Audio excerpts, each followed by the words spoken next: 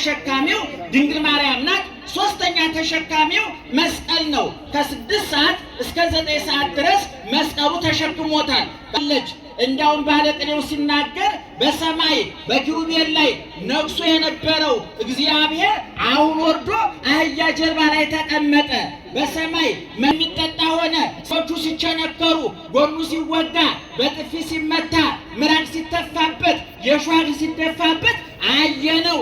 እንዲያውም በላይነ ወሰተይነ ምስሌሁ ከሱ ጋር ያበራ ምራቅ አሁን ፊቱ ላይ ምራቅ ተተፋበት። ውሃው ወይን ያደረገ አንደበት አሁን ራሱ ሐሞትና ኮምጣጤ ጠጣ። እንዲያውም ባለቅኔው እንደነገረ ራየተ ምረረ ልሳን ወአፍ ሐሞት ዘትበልዖ እስመ ለመሪር ሐሞት አይመቃልቅ አጥፎ። ጌታው መራራውን አጣፈጥከው፣ ቆምጣጤውን ለወጥከው። አባቶይ የሚያደርጉትን ያውቁ። ቆረጠ፣ ማር ተቆረጠ። እነሱ ቢመሩም አንተ አጣፈጥካቸው፣ እነሱ ቢረክሱም አንተ ቀደስካቸው፣ እነሱ ቢጨክኑም ይቅርታን አስተማርካቸው አለ።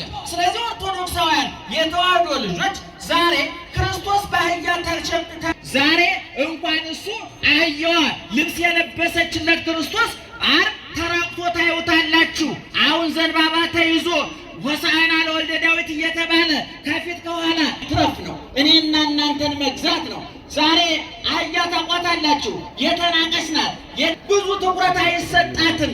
ብዙ የምትሰራ መተት፣ ጫት፣ ሲጋራ፣ ዝሙት፣ የረከሰ የቆሸሸ የመነቸከ ሕሊና፣ ያደፈ አእምሮ፣ የጎሰቆለ ሰውነት፣ ቀኑ የጨለመበት ሕይወት ያላችሁ ሰዎች አህያ ላይ የተቀመጠ እግዚአብሔር እናንተን አይንቅም ወገኖቻችን።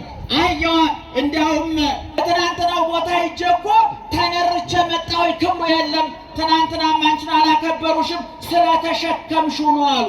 ወገኖቻችን ውበታችን፣ ጌጣችን፣ ጥግናታችን፣ ብንሞት ሕይወታችን ብንቀበል እግዚአብሔር ነው። ስለዚህ በጥቅሱ እንደነገርኳችሁ ተስፋ የቆረጠ አህያዋ መማር አለባቸው። በሌላ በኩል ደግሞ ቅድም መንበር የተራቀቁ ክርስቶስ